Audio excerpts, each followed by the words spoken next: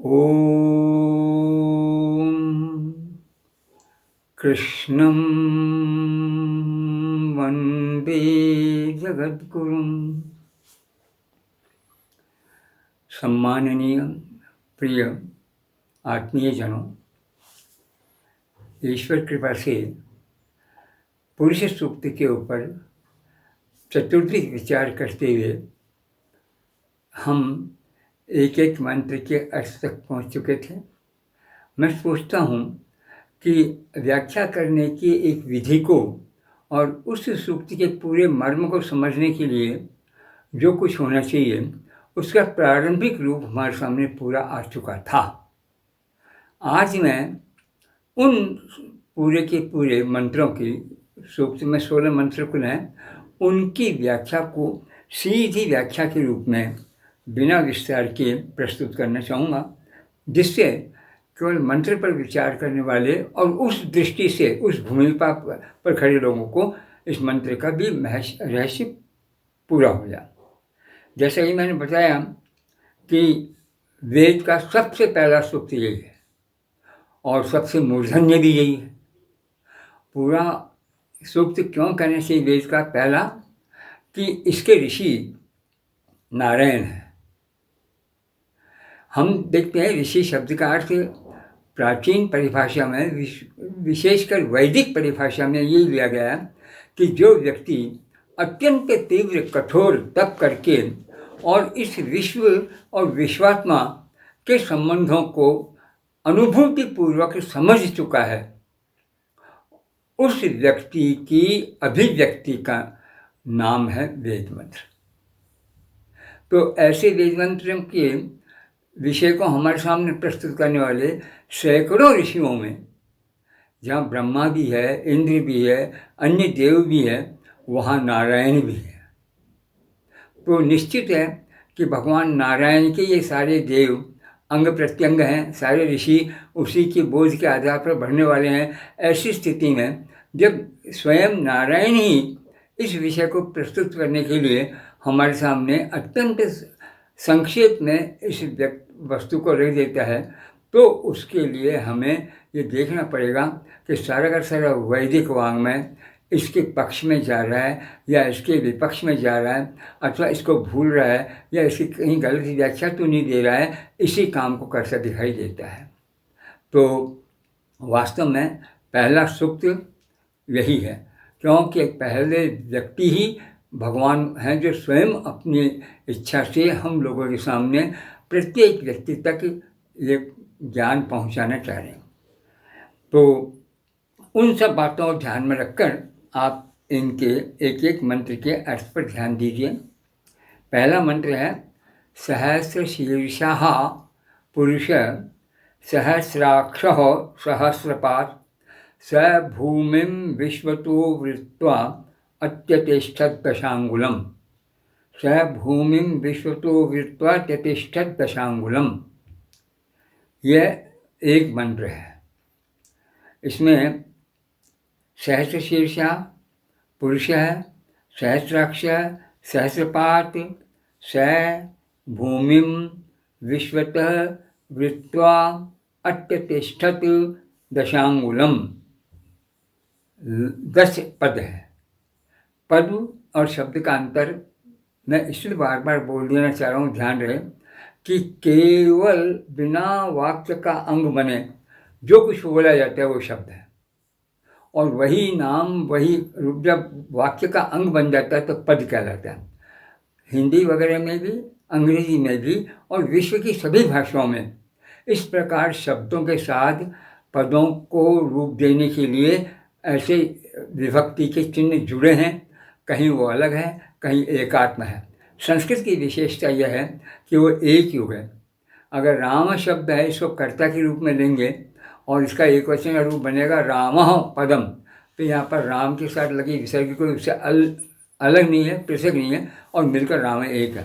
तो ठीक इसी प्रकार से इसमें जो पद हैं, इसमें पुरुष के 3 विशेषण दिए गए हैं।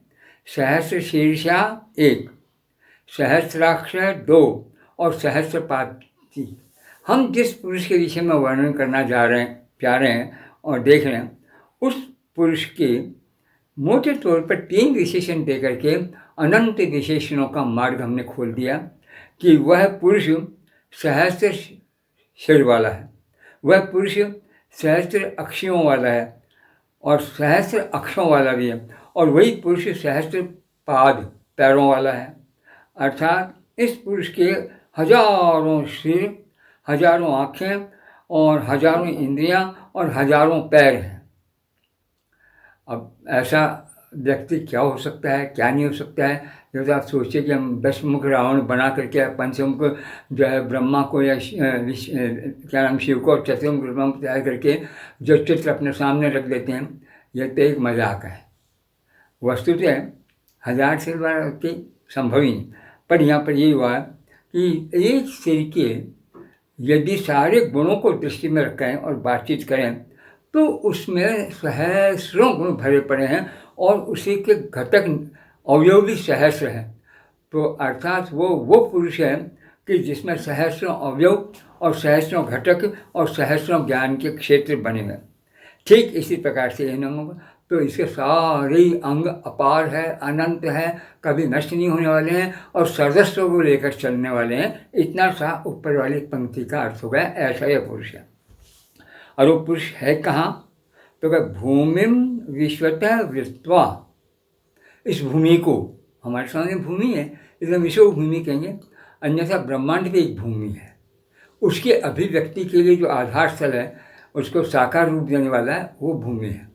तो ब्रह्मांड की भूमि है। उस ब्रह्मांड भूमि को तो हम केवल ज्ञान के बल से और शास्त्रों के बताए मार्ग से जान सकते हैं।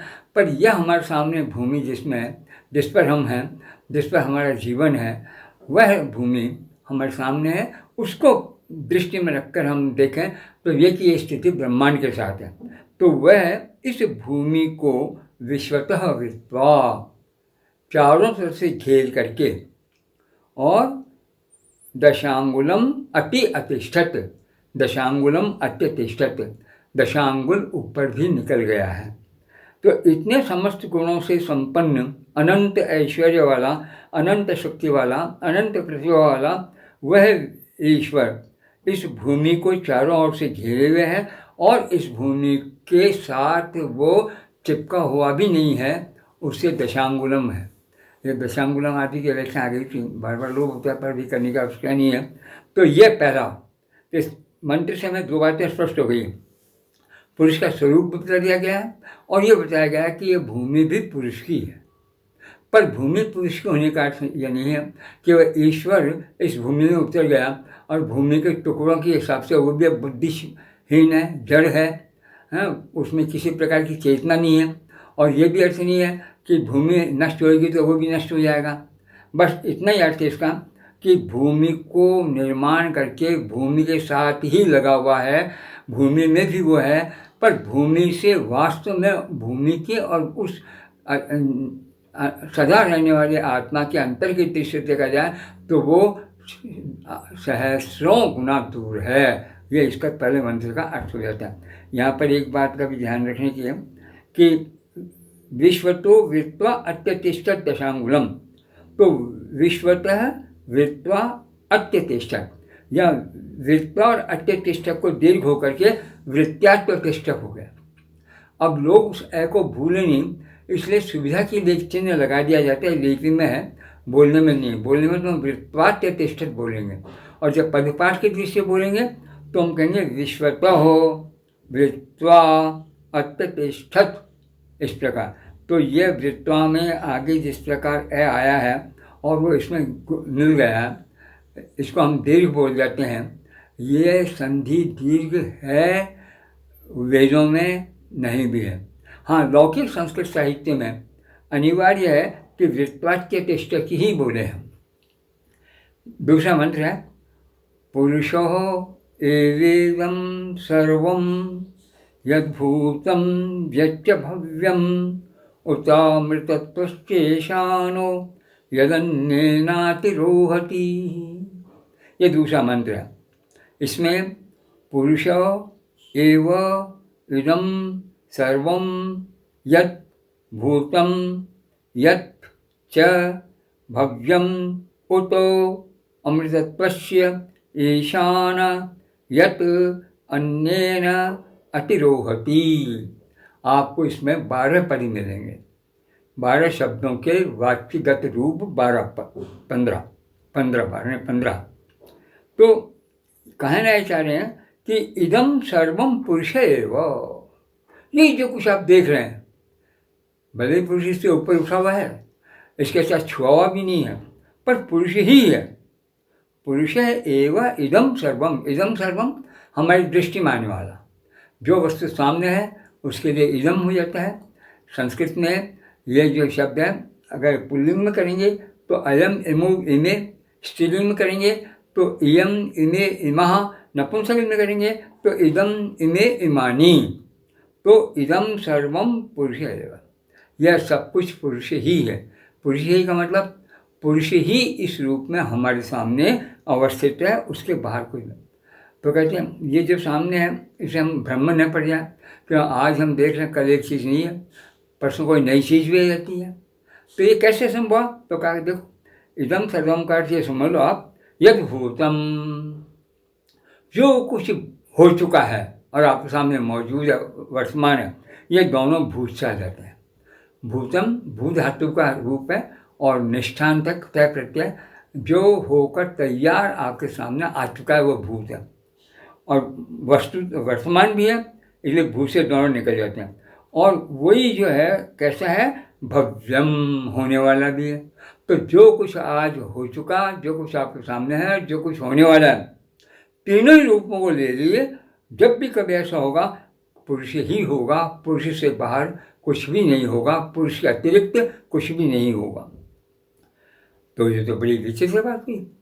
हम लोग आते हैं जाते हैं, मरते रहते हैं, कम होते रहते हैं, देसी होते रहते हैं, तो क्या पुरुष बेचारा ये है कि नहीं? उत अमृतत्व से ईशान पुरुष एव। अमृतत्व से, मृतत्व मर जाने का भाव, न मृतत्व अमृतत्व, उस अमृतत्व शब्द के षष्ठी के वचन का अमृतत्व से, अमृत पने का, अमृत भावों का। उत ईशान, वह ईश्वर भी है। तो जो कभी नष्ट नहीं होने वाला है, एक रूप बना रहता है, उसमें किसी प्रकार की कोई क्षति या कमी नहीं आने वाली है, उसका नाम है अमृत रूप। तो जो कुछ भी विश्व में जहाँ कहीं भी जैसे भी जिस किसी स्थिति तक आपको अमृत दिखाई दे रहा है, वो भी उसका एकमात्र अधिष्ठाता, उसका एकमात्र स्वामी ईशान है, यह ईश्वरी है। ईश्वर इसका एकमात्र स्वामी है, या ईश्वर है, ईशान है, एकार्थक शब्द। और ये तो आपने जड़ पदार्थों की बात कर दी हुई कि नहीं, यत अन्य न अतिरोहति तथापि ईश्वर है। जो कुछ भी अन्न से पैदा हो रहा उसका ईश्वर भी यह पुरुष ही है। तो जो कुछ भी अन्न के बिना चल रहा है, जो कुछ भी अन्न से हो रहा है, जो कुछ भी जड़ है, जो कुछ भी चेतन है, जो कुछ भी अप्राण है, जो कुछ भी प्राणबद्ध है, दोनों ही तरह के वस्तुओं ले लो, उनका एकमात्र ईशान, ईश्वर, अंतिम स्वामी वही परमात्मा है। इसलिए वो जो स्वयं अमृतत्व का ईश्वर है, तो उसके तो आने जाने न होने का कहीं प्रश्न नहीं है। इसलिए संपूर्ण रूप में कण कण के अंदर पुरुष होते हुए भी पुरुष इन सब के साथ होने वाली आज है कल नहीं और फिर हो जाएगा, उस स्थिति का कभी पात्र नहीं बनता है। वो इससे ऊपर है दशांगुलम। यह हम दूसरे मंत्र को इस दृष्टि से देख लेते हैं और ये हमारे सामने स्पष्ट रूप आ जाता है। तो कहते हैं, तो ये एक दो बात होने पर और तीसरी बात भी पहले विषय में उठाई गई है, ये अब कही, एतावानस्य महिमा असौ जायांश्च पुरुषः पादोश विश्वा भूतानि त्रिपादस्यामृतं दिवि। एक तरह से जो कुछ कहा गया उसकी व्याख्या, एतावान अस्य महिमा अतः जायान च पुरुषः पादः अस्य विश्वा भूतानि और भूतानि त्रिपाद अस्य अमृतं दिवि। यहाँ पर भी वही 15 शब्द पद हैं। अस्य एतावान महिमा, ये जो ऊपर हम बता चुके मंत्र में, वो मंत्र की बात को लेकर कह रहे हैं कि ये जो कुछ महिमा है, जो कुछ विस्तार है, चारों तरफ फैलाव है, तुम सब कुछ देख रहे हो, यह इस पुरुष की ही महिमा है, सारा विषय उसी में। तो फिर तो आ गया पुरुष इसमें कि नहीं। अतः इस महिमा से ज्ञान अधिकतर बड़ा, सुपरलेटिव कॉम्परेटिव वगैरह जो 2 डिग्रियाँ होती है, कॉम्परेटिव में ज्ञान शब्द आता है, बड़ा, ज्ञान और ज्येष्ठ। तो गुरु, ज्ञान, ज्येष्ठ, इस तरह से मान लीजिए। तो जो कुछ भी महिमा है, उस महिमा से भी अतितर श्रेष्ठ पुरुष का अपना निजी स्वरूप है। अगर आप समझने के लिए समझें तो फिर से यूँ समझ लीजिए, विश्वानि भूतानि, देखिए यहाँ विश्वाभूतानि शब्द है, और ये विश्वाभूतानि का वो है क्या नाम, विशेषण, समास नहीं है।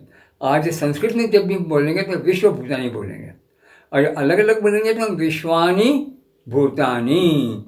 तो विश्वानि भूतानि संपूर्ण भूत अस्य, इस पुरुष के पाद, एक भाग है।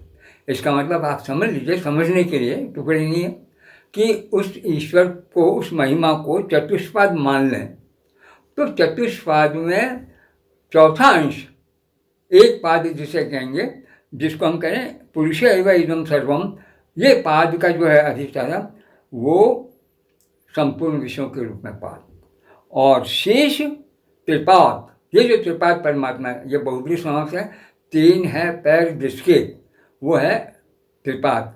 त्रय है पादा अस्य, इति त्रिपाद।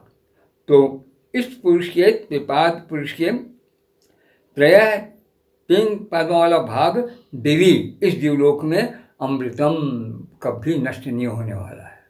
दिवी दिवलोक को है, दिवलोक का मतलब हम आकाश बोलते हैं, वैसे आकाश सारा ही है, पर आकाश में जो भाग कहीं कहीं हमें भरा हुआ लगता है वो लोक हो गया।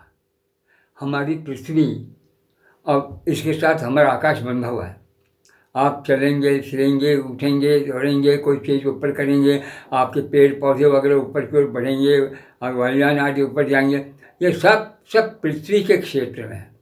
तो पृथ्वी के क्षेत्र से बिल्कुल जुड़ा हुआ, उससे पृथक नहीं होने वाला जो आकाश का भाग है, उसका नाम है अंतरिक्ष। और इस अंतरिक्ष के बाहर जितना भी निकला, जब में कुछ दिखाई नहीं देता, वो फिर शून्य आकाश है।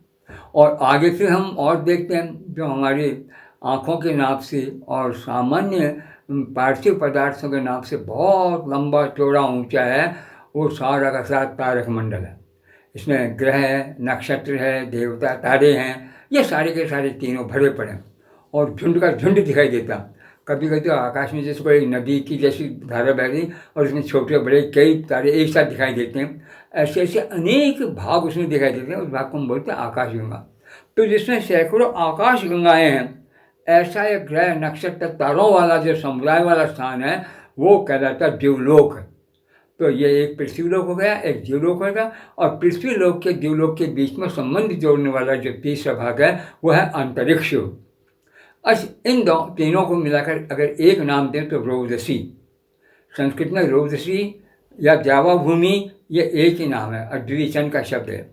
तो ये कहना चाहिए कि जो कुछ भी दिखाई दे रहा है महिमा, वो उससे कई गुना अधिक वो पुरुष है। अगर समझने के लिए मान लें तो चतुष्पाद पुरुष को हम 2 भागों में बांट लें। एक भाग है जिसे हम कहेंगे क्षरपाद, आगे नाम देंगे, इसमें नहीं है, तो क्षरपाद है। बस उस क्षरपाद का क्षेत्र है सारे भूत पदार्थ जितने भी हैं, जड़ या चेतन।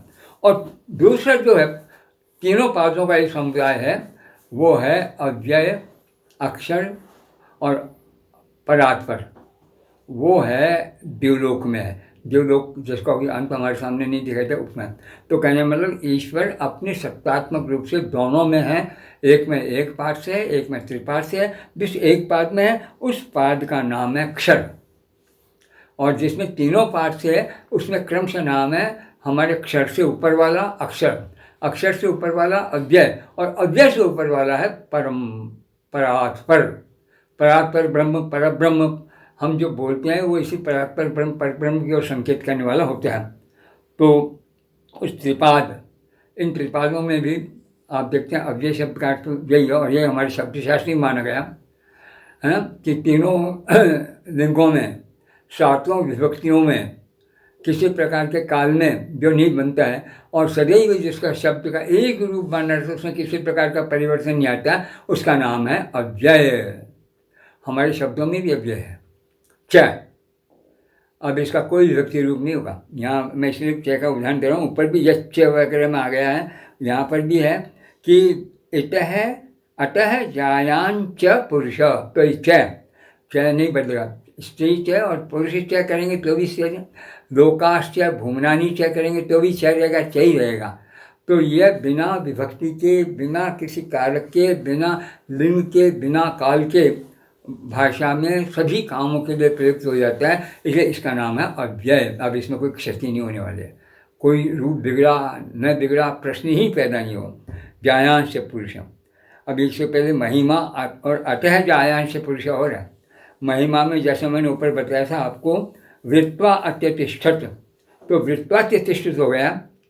यहाँ पर महिमा अतः जायांश में भी महिमा तो जायांश हो गया, पर हम लोग गड़बड़ नहीं कर जाए, इसलिए वो अतः को अलग दिखाने के लिए और महिमा अतः जायांश से पाद कर दिया, जो संस्कृत में प्राय नहीं चलता। वहाँ विभक्तियों का ऐसा चिन्ह बताने आवश्यक नहीं, बोलने भी तो कहाँ बताएंगे आप, तो बोलेंगे महिमा तो जायांश, ऊपर बोलेंगे वृत्वाच तिष्ठत।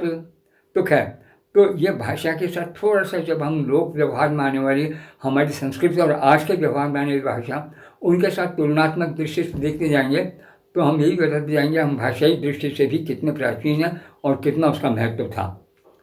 तो ये 3 मंत्र एक ही बात बता रहे हैं, और सामान्य बात तो बता रहे हैं कि सारा विश्व और उस विश्व का रचयिता, विश्वात्मा कह लीजिए, उसका नाम है पुरुष, उसका नाम है पुरुष।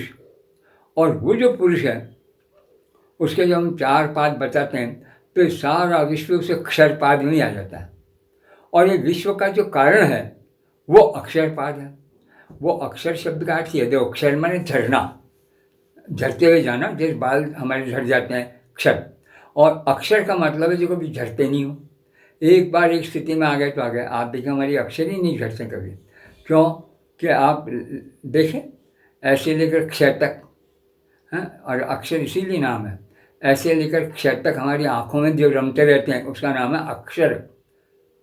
तो ये अक्षर नहीं झमते, इनमें कहीं 1000 वर्ष बाद भी आप देखेंगे तो आपको शब्दों का तो मिल जाएगा, ए ता वा, अब अक्षर रूप में आ जाता। पर यह अक्षर हम लोगों के द्वारा बनाया हुआ काम चलाने के लिए कृत्रिम रूप में है, इसलिए अक्षर की अपेक्षा इसका महत्व है, पर वो अक्षर पुरुष वाला स्थान ये नहीं ले सकता, यद्यपि उसका अनुयायी है। तो अक्षर पुरुष में जब देख लेते हैं तो अब वो बताएंगे अगले वाले भाग में, जिसमें अपना जो 4-5 मंत्र इकट्ठे हैं, वो कह रहे हैं ये पुरुष का चतुष्पादत्व तो किस प्रकार से है और किस प्रकार एक के बाद एक की सृष्टि होती चली गई, ये बात देखने लायक है। त्रिपादूर्ध उदयित पुरुष पादोष्येहा भवत् पुनः ततो विश्वं व्यक्रामत् शासनानशने अभि। यह कह रहे हैं त्रिपाद ऊर्ध्व उदयित पुरुषः पाद अस्य इह अभवत् पुनः ततः विश्वं व्यक्रामत् शासन अनशन अभि। इसमें आपको 18 पद मिल गए। 18 पदों को हम त्रिपाद ऊर्ध्व उदयित पुरुष है कर्ता और उदयित क्रिया है और त्रिपाद, तो त्रिपाद पुरुष है ऊर्ध्व उदयित। इस सृष्टि से ऊपर, ये दशांगुलम वाला अर्थ हो जाए प्रश्न, इस सृष्टि से ऊपर उड़ गया है, बहुत ऊपर चला गया। त्रिपाद पुरुष 3 पाद वाला पुरुष, और अस्य पाद पुनः ये अभवत्, एक पाद मात्र है जो इस संसार में रह गया है। जो कुछ भी आपका दृश्य जगत है वो सारा उस ईश्वर का एक पाद है। तो और वो पाद भी कम नहीं है, सामान्य नहीं है। विश्वं व्यक्रामत शासना नशने अभी। देखिए, क्या कोई शासन हो, शासन शब्द का अर्थ है अशन। अशन का मतलब खाना। हम अपने जीवन को चलाने के लिए जब बाहर की वस्तुएं लेंगे तो हमारा जीवन चलेगा, और अगर वस्तुएं ना खाने को नहीं मिली बाहर की कहीं भी, तो हम जीवन समाप्त है। शरीर जैसे स्थूल भाग के लिए अन्न की आवश्यकता है, उसी के लिए जल की आवश्यकता भी है। हमारे शरीर का एक अंश जो प्राण है, उसके लिए वायु की आवश्यकता है। इस प्रकार से सारे के सारे पंच महाभूत किसी न किसी रूप में हमारे अशन के विषय भी और निर्माण के विषय भी बने हैं। तो वो सारे के सारे निर्मित पदार्थ जो अशन युक्त हैं, अशन करने वाले हैं, और वो पदार्थ जो अनशन है। अनशन, अनशन का अर्थ है न अशन, अनशन। इससे सार प्रसिद्ध आजकल अनशन पर बैठ जाना है, बड़ी सामान्य बात है। ये पता नहीं कि वास्तव में अनशन का अर्थ क्या है। तो खैर, तो शासन और अनशन इनका द्वंद्व समास है। शासनम च अनशनम च शासनानशने। प्रथमा की द्विवचन का एक रूप है, और यही कारण है कि अनशने में जो अंत में ए है वो द्विवचन का शब्द है, इसलिए उसके आगे आने वाले अभी के साथ में यहाँ वो संधि नहीं हुई। अभी स्वतंत्र है, अनशने अलग है। ये थोड़ी थोड़ी बातें भाषा के अर्थ तो फिर जाननी पड़ेगी, अन्यथा अनेक अर्थों के बड़े सत्यानाश प्रयोग हो रहे हैं, वाक्यों को प्रयोग नहीं। तो ततः उसी एक पाद से, ततः उसी एक पाद से, तत् शब्द के पंचमी के एक वचन में बनता है तस्मात्। उस तस्मात् को जब हम एक प्रत्यय लगाकर अव्यय रूप दे देते हैं तो ततः बन जाता है, इदम का अतः बन जाता है। हर कुछ प्रत्यय से एक एक शब्द बदल रूप हो जाते हैं। तो तस्मात् के स्थान पर ततः है, और मूल में वही तत् शब्द है, पर तत् शब्द में तय प्रत्यय लग करके वो एक अव्यय हो गया। अव्यय में कोई परिवर्तन नहीं होता। ततः उस तत् अर्थात किससे, यहाँ वाले पुरुष से, विश्वं, संपूर्ण चारों जो विश्व शब्द में विश्व अंग, विश्वं, विश्व और विश्व धातु का है विसर्गी व्याप्त, संपूर्ण कण कण के अंदर जो भरा पड़ा है, डटा हुआ है, उसका नाम है विश्व। और व्यक्रामत, वो चारों से इससे पूरी तरह क्रांत किया हुआ है। उस परमात्मा की सत्ता के बाहर एक कण भी नहीं है, चाहे वो शासन हो चाहे अनशन हो। तो जो शासन अनशन नाम के एक एक कण को अच्छी प्रकार से चारों तरफ घेरे हुए है, वो पुरुष त्रिपाद ऊपर है। बाकी ये जो सारा लीला है इसी एक पाद वाले पुरुष की है। एक पाद पुरुष की इतनी शक्ति इन्होंने बता दी। तो आगे अब बता रहे हैं, आगे जैसे ये आया बता दूँ, यहाँ पर प्रसंग आया है कि जो वो सत्ता है वो पुरुष नहीं है। उस सत्ता का पहला विवर्त, पहला रूप, पहला अवतार वो पुरुष है। तो वो पहला पुरुष जो है ये सहस्र शीर्षा पुरुष हो गया, और इस सहस्र शीर्षा पुरुष के द्वारा, उसके एक पाद के द्वारा सारे संसार को बता दिया गया है। अब इससे आगे बढ़ा है और रूप में आने के लिए, तब यहाँ पर जो है तस्मात् विराट अजायत, विराजो अधिपुरुष सजातो अत्यदित्यत पश्चात भूमि मथो पुरः। ये पांचवा मंत्र कह रहे हैं, तस्मात् विराट अजायत विराजः अधिपुरुषः स जातः अत्यदित्यतः पश्चात भूमिम अथ पुरः। तो ये शब्द आपके सामने 14 के 14 आ जाता है पद, ये हमारे सामने है। तस्मात उस एक पाद पुरुष से, तस्मात उस एक क्षर पुरुष से, पहला वही है। तो उस क्षर पुरुष से, उस एक पाद पुरुष से विराट अजायत, स्पष्ट शब्दों में कहा गया विराट ने जन्म लिया। तो वो सत्ता जो कहीं दृष्टि में नहीं आती है, और पुरुष सहस्र शीर्षा पुरुष भी जिससे उत्पन्न हुआ है, उस सत्ता को हम मानेंगे वो इस पुरुष के अर्थ से थोड़ी सी बाहर निकल जाती है, जिसको हम कहते हैं ब्रह्म। तो ब्रह्म का पहला विवर्त है पुरुष, पुरुष का दूसरा जो अर्थ है विराट, ये दो याद रखिए आप।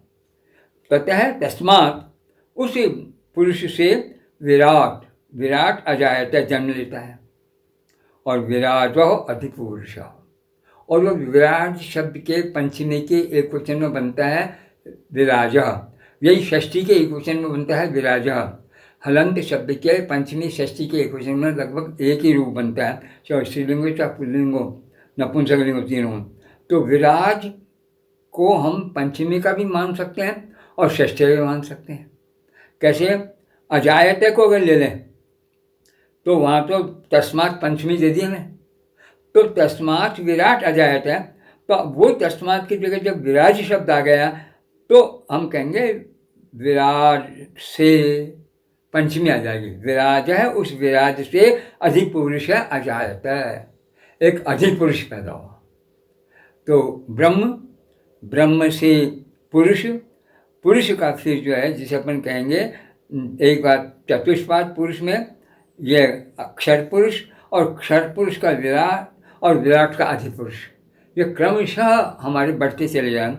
विराज अधिपुरुष, अधिपुरुष हो, ये विराज के आगे जो विसर्ग हैं उसको ओ तो हो गया, पर ये ए जो है इसमें नहीं आया। संस्कृत में प्राय अनिवार्य सा हो जाता है विराजोधिपुरुष। तो ये वैदिक और संस्कृत भाषा का एक अंतर है, अगर एक भाषा होती तो अंतर नहीं होता। इसी तरह आगे वाले पद में स जातः, पैदा हुआ हुआ विराट, क्यों पैदा हुआ, वर्णन किसका चल रहा है? विराट अजायत है, विराट का, और विराट से वर्णन किसका चल रहा? अधिपुरुष का। तो अब वो विराट से उत्पन्न अधिपुरुष अत्यधिक अपना विस्तार करने लगा। स वह है कौन? जाने वाला अधिपुरुष। जाता है जो विराट से पैदा हुआ है, अत्यधिक बढ़ने लगा। कहाँ बढ़ने लगा? पहले भूमि, भूमि, और फिर पुरः, सारा काम किया, सारी भूमि को उसने घेरा है, और भूमि को घेरने के बाद में भूमि के अवयवों को पुरुष शब्द से उन्होंने, अब वहाँ से चले गए पुरुष की व्याख्या का एक भाग आपको हाथ में पकड़ा दिया, पुरः, पुरुष।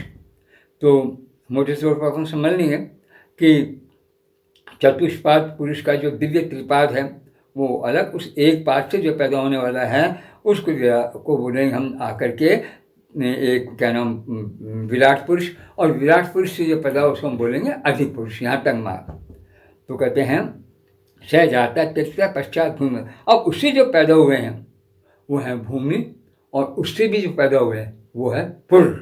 पुर का मतलब ये है जो पूर्ति करके तैयार किया गया है। तो आपका क्षरपाद, अक्षरपाद, अव्ययपाद और परात्पर पाद एक तरह से हमारे इन चारों पादों में स्पष्ट हो जाते हैं। अब आगे जो मंत्र है वो इसी चीज़ की और व्याख्या कर रहा है, और वो व्याख्या है आपके ये हुआ कैसे, किस प्रक्रिया से हुआ, वो कौन सी है? तो एक पुरुष का नया रूप है। यत् पुरुषेण हविषा देव यज्ञमतन्वतः वसंतो शासुदाज्यं ग्रीष्म इद्म शरद्धवी। यत् पुरुषेण हविषा देवा यज्ञम अतन्वत वसंतः अस्य आसीत् आज्यं ग्रीष्म ईध्वः शरत् हविः। ये जब यज्ञ किया गया तो किस प्रकार हुआ इसको बताने इस मंत्र का 14 पद आपके सामने है। 14 पदों में इन्होंने बताया यज्ञ किया। यज्ञ क्या है? जो भी एक पुरुष है, और पुरुष यज्ञ के साथ साथ हवि भी है। तो अब जब हम यज्ञ और हवि पुरुष इनकी, जैसे मैंने उस प्रसंग में बताया कि कभी भी प्राणियों को या मनुष्यों को मार करके यज्ञ नहीं किए जाते थे, पर इन जैसे कभी अवसर में ध्यान दिया ही नहीं है, और खट से पुरुष में लाते ही मार डाला। तो हम पूछे पुरुष में ने पितृवेद दिया, तो क्या आज तक संसार में ऐसा ध्यान दे सकते आप कि पैदा होते ही हमने यज्ञ के नाम पर पिता और माता को मार डाला? कहीं नहीं। और फिर सर्वमेध है, क्या नाम है? सर्वमेध। सर्वमेध का मतलब सारी दुनिया को समाप्त कर डालना। किसी व्यक्ति में शक्ति है क्या सर्वमेध कर सकता है? पर हमारे अश्वमेध भी है, सर्वमेध भी है, पुरुष मेध भी है, प्रकृति मेध भी है, पितृमेध भी है। सारी मेध ही मेध है, मेध ही मेध है। तो इस मेध का अर्थ लोगों ने पता नहीं क्या मारना समझ डाला, वो यहाँ से उसके बीज पैदा हो जाते हैं कि ऐसा आप समझ नहीं रहे, इसीलिए सारी गड़बड़ हो रही। वस्तुतः ये क्या है, इसको यहाँ उदाहरण दिया। देवाः पुरुषेण हविषा यत् यज्ञम अतन्वत है, ये पहला वाक्य।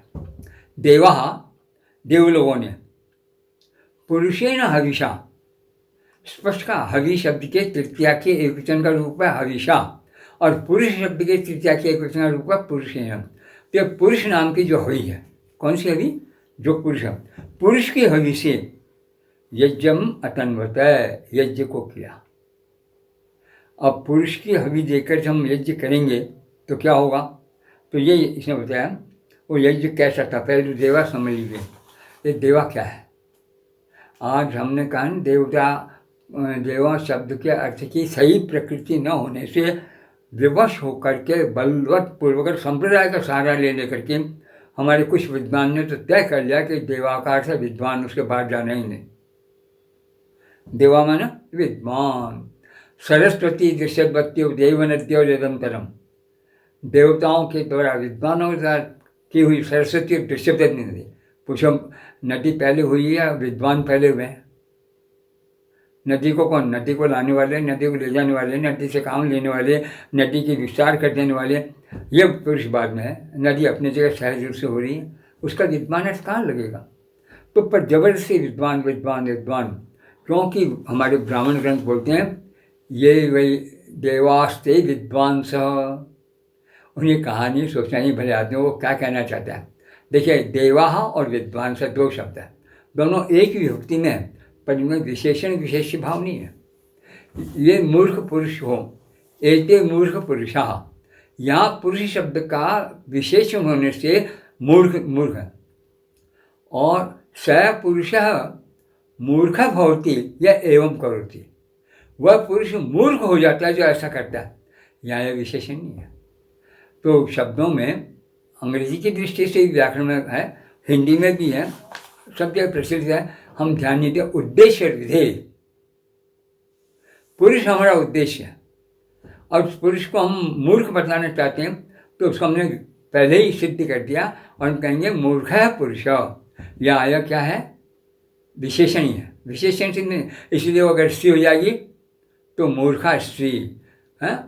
और परंतु जब हम बताना चाहते हैं मूर्खता क्या है, तो स पुरुष मूर्ख यह शास्त्रम न जानाति।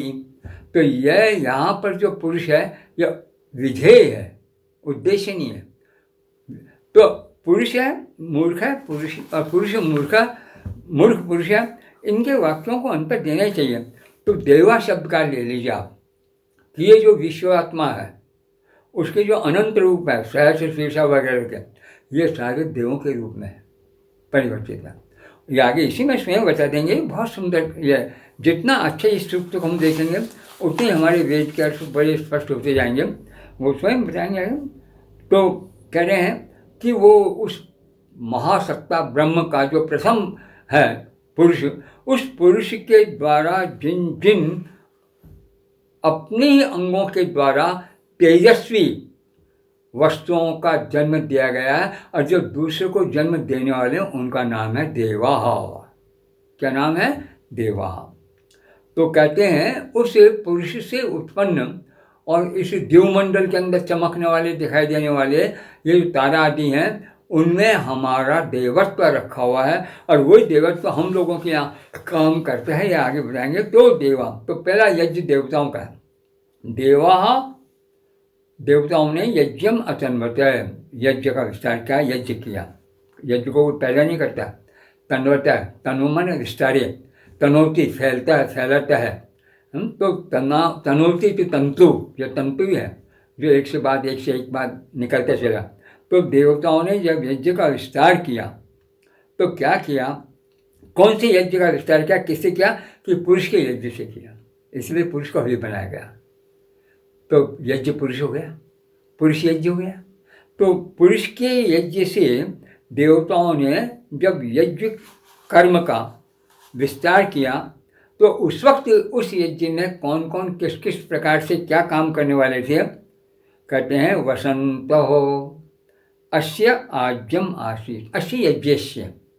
यह जो प्रकृति में आप लोगों के आविर्भाव के लिए तैयारियां की गई है, उसमें काल और देश दो की प्रथम गणना, इसलिए इन्होंने आपको काल के रूपांतर बताया। वसंत हो, 6 ऋतुओं में एक ऋतु है वसंत, और वसंत ऋतु को लगाया अस्य आज्यम आसीत। इस पुरुष मेधी यज्ञ का आज्य, आज्य मतलब घी, तो वसंत ऋतु को घी का स्थान दिया गया। और ग्रीष्म ईध्म, ग्रीष्म ऋतु जिसे हम गर्मी बोलते हैं वो थी ईध्म। ईध्म का अर्थ है ईंधन, जलाने का काम करने वाला। तो ग्रीष्म है, ईंधन का काम कर रहा। और शरत हवि ही, शरत नाम का जो ऋतु है जहाँ क्या वर्षा और ग्रीष्म इन सब का एक तालमेल बैठने वाला स्थान है, वो है हवि शरत। तो शरद ऋतु हवि काम करती है, ग्रीष्म ऋतु ईंधन का काम करती है, और वसंत ऋतु आज्य का काम करती है। और इसके आधार पर पुरुष का एक यज्ञ संपन्न हुआ, जिसे हम कहेंगे यज्ञ पुरुष की सृष्टि। अब इस तीनों को उदाहरण देकर के इन्होंने काल के मोटे मोटे भेद आपके सामने रख दिया। तो और यह है जब वसंत आज इनको लेते हैं तो हमारा काल सारा सामने आ जाता है। ये काल के ही परिवर्तन है थोड़े से। आज हमारे सामने कितनी बेवकूफ़ी की बात चल रही है, हम स्वीकार किए जा रहे हैं कि पंचांगों में दक्षिण और क्या नाम उत्तर भारतीय कि कृष्ण को शुक्र और शुक्र को कृष्ण माना जा रहा है। इसे हम अपनी मूर्खता कहें या जो पकड़ लिया सो कह दें, या हमने जो पक्ष ठीक कर लिया बस वही रहेगा। ये बड़ा विचारणीय विषय, कभी समय आएगा अलग इस पर विचार करेंगे हम। कि आज हम करते हैं चैत्र शुक्ल पक्ष पहले ले लेते हैं, और चैत्र के जब 15 दिन पूरे हो जाते हैं शुक्ल के, तब वो कृष्ण पक्ष लेते हैं। तो ये शुक्ल और कृष्ण, और जबकि यहाँ अपन जाते हैं 15 दिन पर पूर्णमासी को हम 15 के अंक पर बताते हैं, और अमावस्या को हम 30 के अंक से। तो 1 से शुरू होकर संख्या चलेगी तो 15 बीच में आएगा, 30 अंत में आएगा। तो 1 से लेकर 30 दिनों की जो गणना है और प्रारंभ वहाँ से किया है, तो 15 आपका आधा मास होना चाहिए। और हमारे यहाँ के उत्तर भारतीय पंचांगों में हम पहले बोलेंगे कृष्ण पक्ष और बाद में बोलेंगे शुक्ल पक्ष। तो हमारा नया पंचांग आप आइए खरीदने कुछ समय आने वाला ही है, चैत्र। तो देखेंगे हमारा चैत्र मास का जो कृष्ण पक्ष वो 1 वर्ष में चला गया, और चैत्र मास का शुक्ल पक्ष दूसरे में आ गया।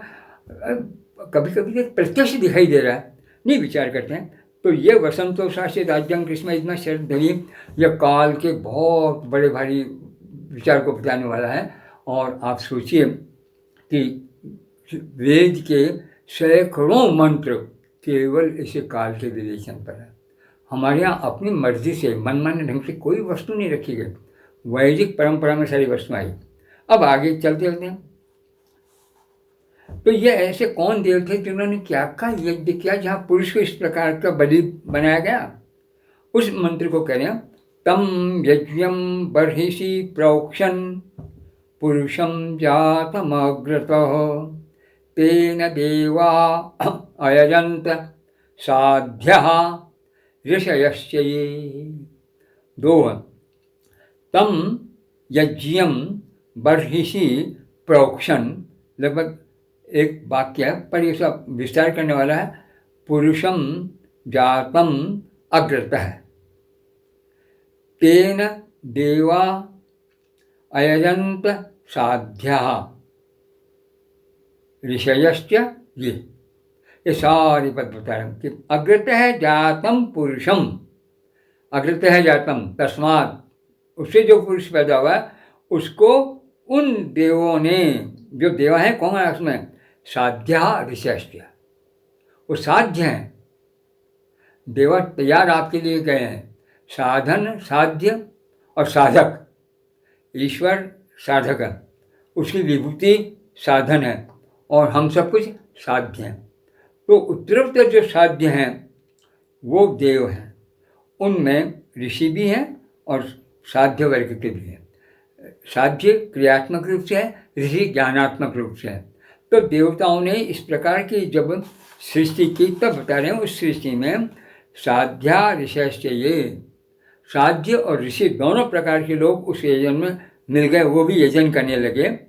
और उसी अग्रता जातम पुरुषम, सबसे पहले पैदा होने वाले पुरुष को, तो पुरुष पहला यज्ञ, उसको बर्हिषि प्रोक्षण।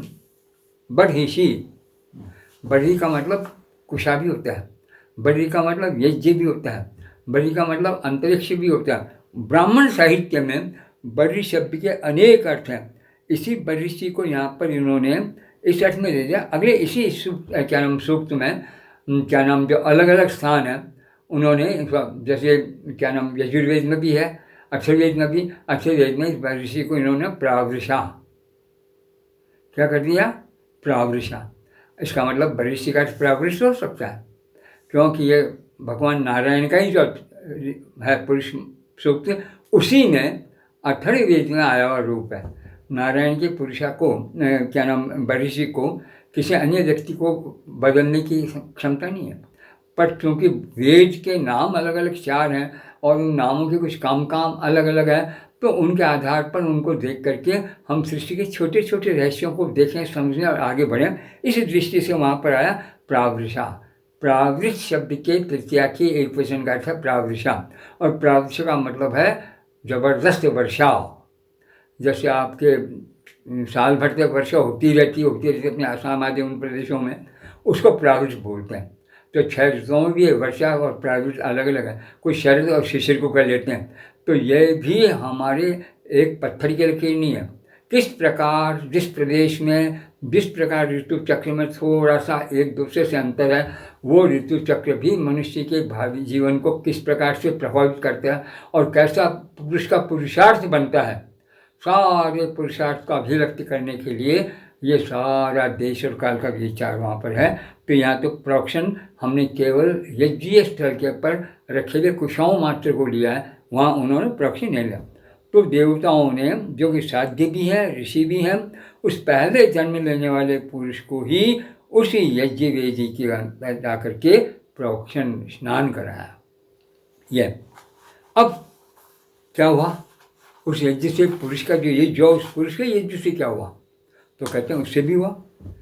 तस्मात् यज्ञात् सर्वभूतः संभृतं पृषदाज्यं पशूंस्तांश्चक्रे वायव्या नारण्यान् ग्राम्याश्च ये।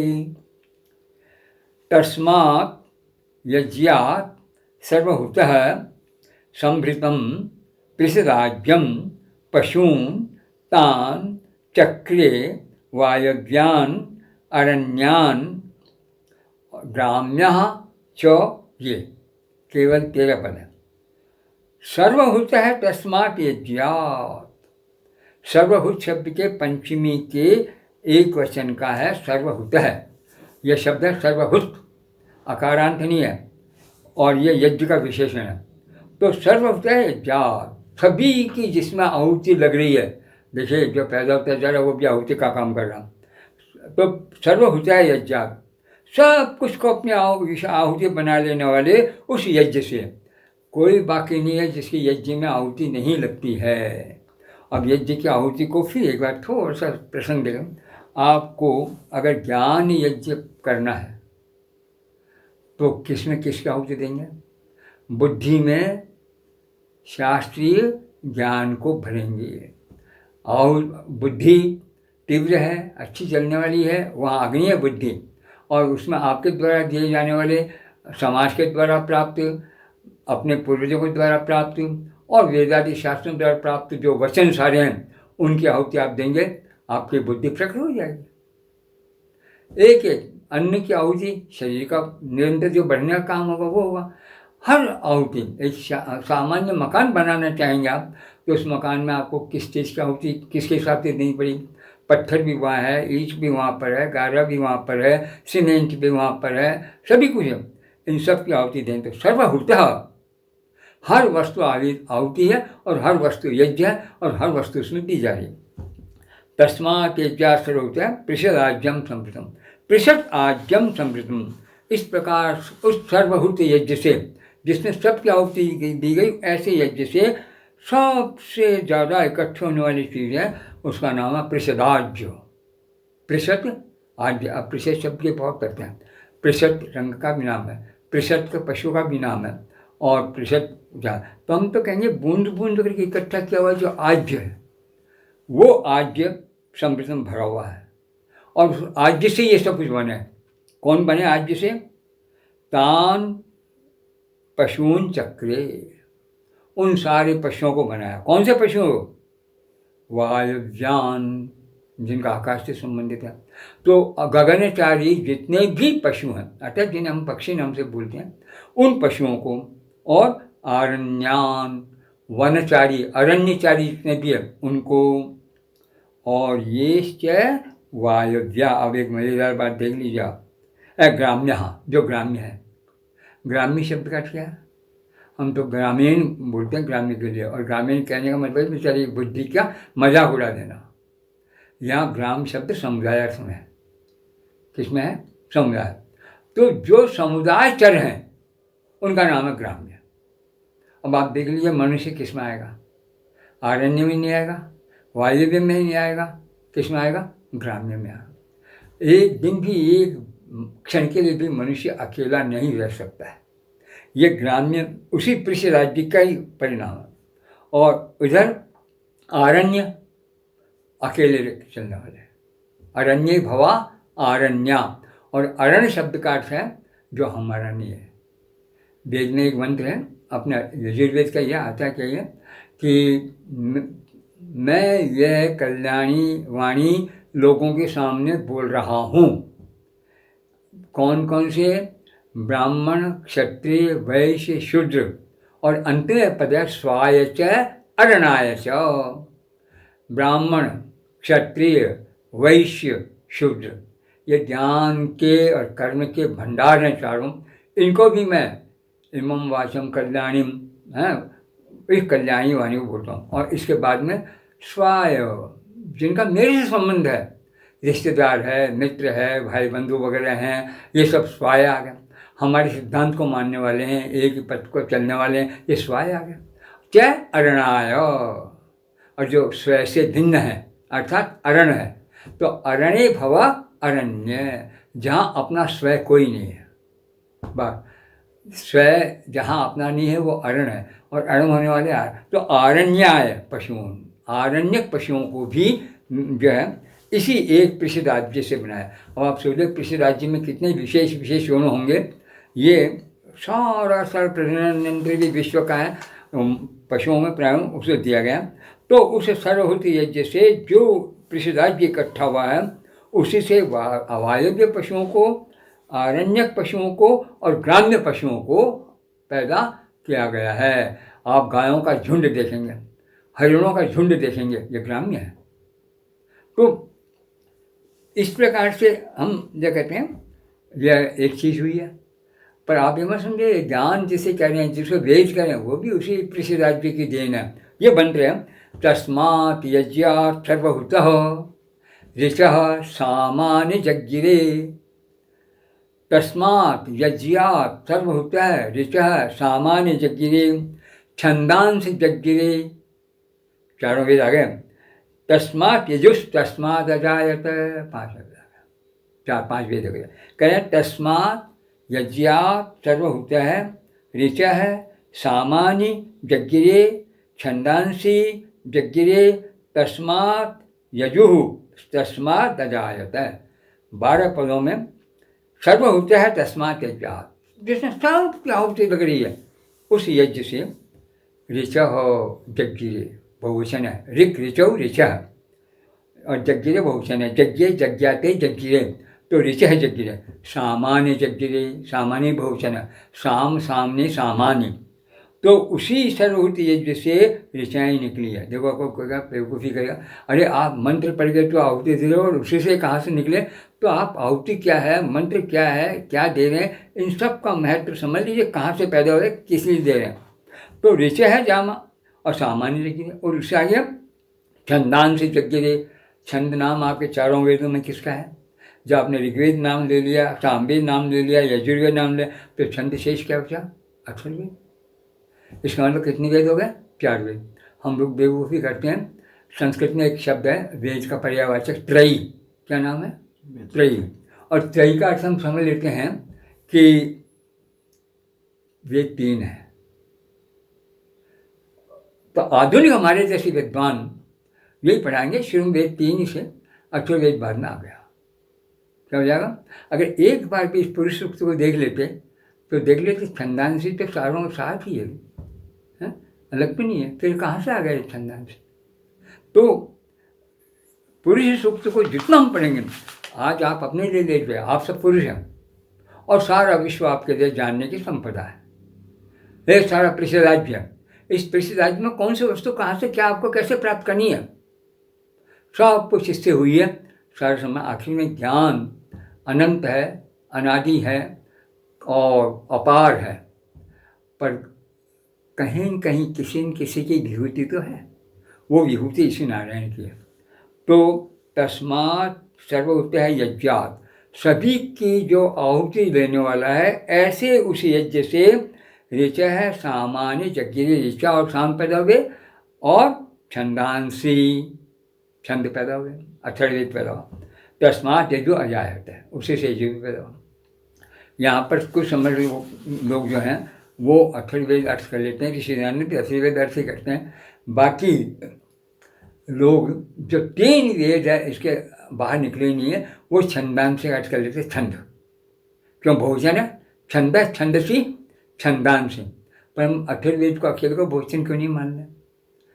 जो कुछ ऋक में है वही अथर्व में है पूरक, जो कुछ सामने है वही अथर्व में पूरक है, जो कुछ आपके यजु में है वही अथर्व में पूरक है। क्योंकि अथर्व शब्द का अर्थ ही है थर्व, विचलित हो जाने वाला, थर्वती बिगड़ गया, टूट फूट गया, अधूरा रह गया, पूरा ही नहीं बना। तो अथर्व वो है जिसमें थर्व का भाव नहीं हो। तो आपकी ऋचाओं ने जो काम किया है उसमें जो अपूर्णता रह गई है उसको पूर्णता तक पहुंचाना काम भी अथर्व करेगा।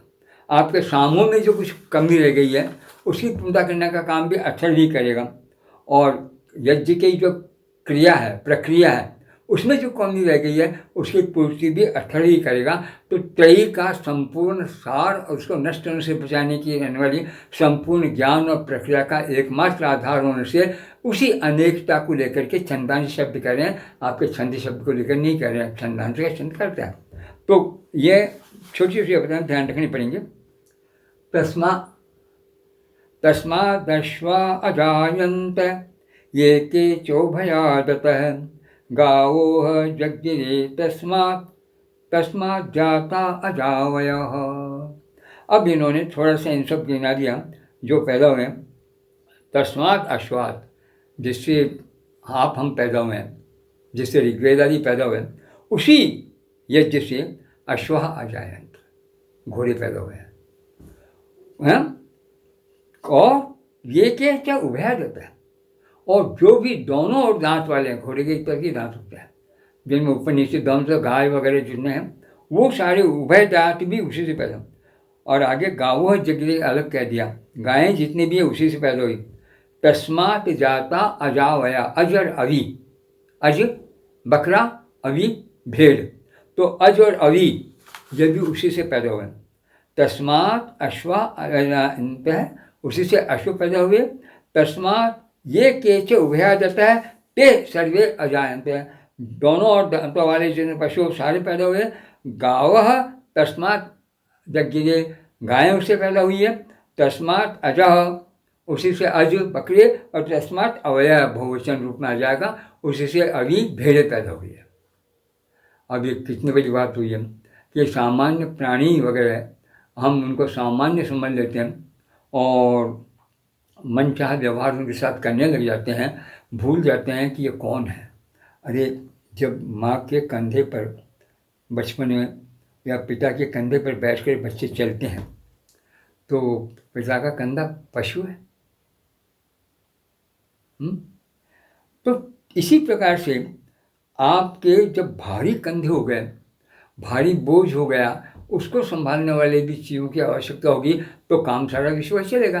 तो भारी कंधे वाला, भारी गति वाले, इन सबको लेकर चलने वाले, आपको जीवन को नाना प्रकार के रूप में लाने वाले ऐसे ही पशु नाम जो है। तो वेद में पंच पशु जो है, आगे हजारों मंत्रों में यह पंच पंच पंच शब्दों का प्रयोग हुआ सबका।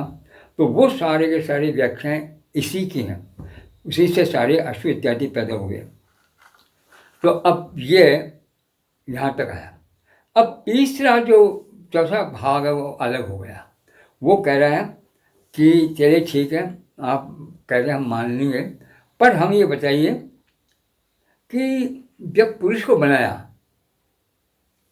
तो किन किन प्रकारों को लेकर के उसके रूप रंग बनाए गए, यह हमें समझा दिए। ये एक प्रश्न है। प्रश्न क्या है? यत् पुरुषम ददधु कतिधा विकल्पयन् मुखम मत्स्य किमास को बाहु का उरुपादा उच्यते। जब पुरुषम ददधु, आपने पुरुष को बनाया तो क्या हुआ? कतिधा विकल्पयन्, कितने प्रकार वाला बनाया। यानी रही है, हम सब पुरुष एक ही हैं, पर पुरुषों में थोड़ा सा प्रकार भेद होता है, किसी अंग भेद से भी। किस अंग से परमात्मा के किस प्रकार के पशुओं को बनाया है ये स्पष्ट हो जाएगा। और स्पष्ट करने के लिए खुद ही कह देते हैं, जैसे अस्य मुखम किम, इसका मुख क्या है। ये जो पुरुष बनाया गया है इसमें मुख भी है। वो मुख परमात्मा को कौन सा अंग है जो है? कौ बाहु, इसकी दोनों भुजाएं हैं। वो दो अलग अलग कौन सी वस्तुएं हैं या एक वस्तु से बनी है? कौ ऊरू, कौनों जो है दो ऐसे तत्व हैं जिससे उसके ऊरू का निर्माण हुआ। और पादौ उच्यते, पादा उच्यते, पादा उच्यते, पादौ उच्यते संधि की वजह से औ उड़ गया। वस्तुतः पादौ उच्यते, उच्यते द्विवचन है, पाद भी कहेगा तो उसमें पादा का औ को आव हो जाता है, आव होने के बाद में वह का लोप हो जाता है, पादा उच्यते रह जाता है। और यहाँ बीच में ऐसा वह जैसा वर्ण था उसके अस्तित्व को बताने के लिए इनके बीच में संधि नहीं होती है, पादा उच्यते रह जाता है। बोला जाएगा पादौ उच्यते, मूल शब्द पादौ उच्यते है पद। तो जब पुरुष को बनाया, कितने प्रकार से, कितने गुणों के आधार से, कितने अंगों को लेकर किस प्रकार से बताया। जैसे मुख किस अंग को लेकर हुआ, बाहु किस अंग को लेकर हुई, उरु किस अंग को लेकर हुई, और पाद किस अंग को लेकर के हुए। तो इसके उत्तर में जो अगले मंत्र हैं वो हैं 2-3 मंत्रों में, मतलब 12 से लेकर 16 तक चारों मंत्रों में वही आ रहे हैं। तो कुछ समय को दृष्टि में रख करके और इस उत्तर वाले भाग को हमें बेहोश होकर के अगले बार तक पहुंचाना ही पड़ेगा। वैसे मैं मानता हूँ मैंने अर्थ से बाहर जाकर कोई नई बात नहीं की है, पुरानी बातें दोहराई है, पर अर्थ मैं चाहता हूँ हमारे स्पष्ट आ जाए। पर इस बीच में एक प्रसंग और आ पड़ता है, और वो प्रसंग है 25 तारीख जो इस मास के आ रही है, मार्गशीर्ष शुक्ल एकादशी। उसको हम गीता जयंती के रूप में मानते हैं। वो गीता जयंती है, और गीता जो है उसके ऊपर ऐसे ग्रंथों में है जिसमें विश्व में हजारों टीकाएँ हो गई हैं, हजारों पुस्तकें जिसके ऊपर लिखी जा चुकी है। पर आज भी गीता की धज्जियां उड़ाने वाले लोगों की कोई कमी नहीं है। तो क्या हम इसी प्रकार से चलते रहेंगे, या गीता जैसे इस अत्यंत श्रेष्ठ ग्रंथ का भी हम अपने संकीर्णता वाले संप्रदाय को लेकर के और इस प्रकार आलोचना करके हमारे जिज्ञासुओं को अंधेरे में डालने का यत्न करेंगे? इस विषय को लेकर करने के लिए मैं समझता हूँ कि अगला जो यह रविवार आ रहा है वो गीता के पूर्व का समय है, उसको मैं प्रारंभ करूं। और 25 तारीख को गीता हो रही, उस रोज उसके दूसरे 2 भागों में उसको पूरा कर दूं, ये मेरी इच्छा है। धन्यवाद।